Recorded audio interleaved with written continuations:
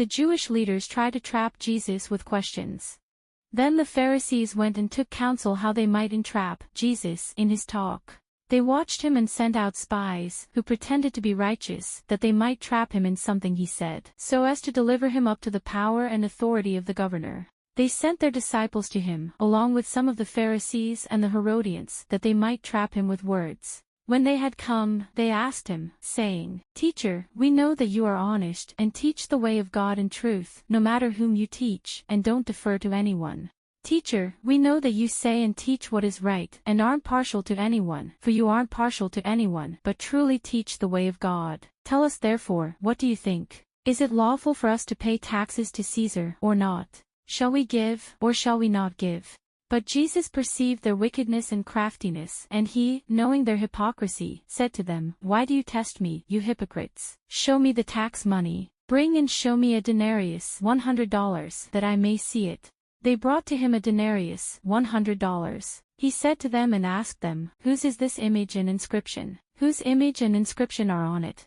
They answered and said to him, Caesar's. Then Jesus answered and said to them, Then give therefore to Caesar the things that are Caesar's, and to God the things that are God's. They weren't able to trap him in his words before the people. When they heard it, they marveled greatly at him and at his answer, and were silent and left him and went away.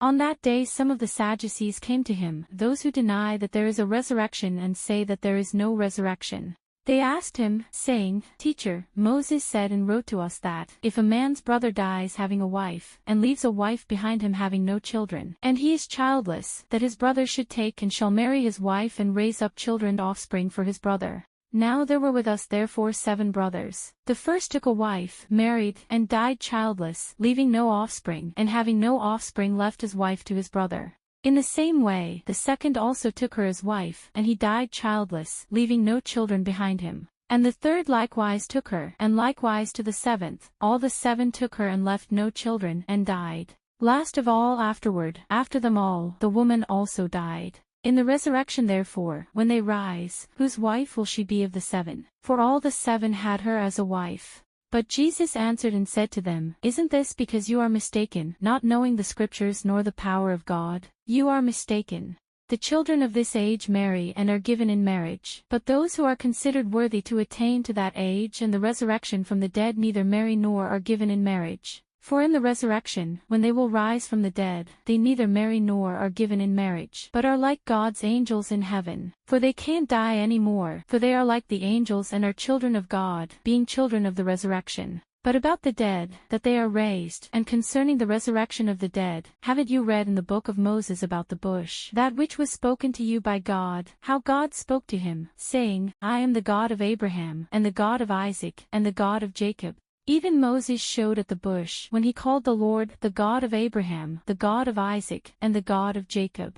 Now God is not the God of the dead, but of the living, for all are alive to him. You are therefore badly mistaken. When the multitudes heard it, they were astonished at his teaching. Some of the scribes answered, Teacher, you speak well. But the Pharisees, when they heard that he had silenced the Sadducees, gathered themselves together. One of them, a lawyer, asked him a question, testing him. One of the scribes came and heard them questioning together, and knowing that Jesus had answered them well, asked him, Teacher, which is the greatest commandment in the law? Which commandment is the greatest of all? Jesus answered and said to him, The greatest is, Hear, Israel, the Lord our God, the Lord is one. You shall love the Lord your God with all your heart, with all your soul, with all your mind, and with all your strength. This is the first and great commandment. The second likewise is like this, You shall love your neighbor as yourself. There is no other commandment greater than these. The whole law and the prophets depend on these 2 commandments. The scribe said to him, Truly, Teacher, you have said well that he is one, and there is none other but he, and to love him with all the heart, with all the understanding, all the soul, and with all the strength, and to love his neighbor as himself, is more important than all whole burnt offerings and sacrifices. When Jesus saw that he answered wisely, he said to him, You are not far from God's kingdom.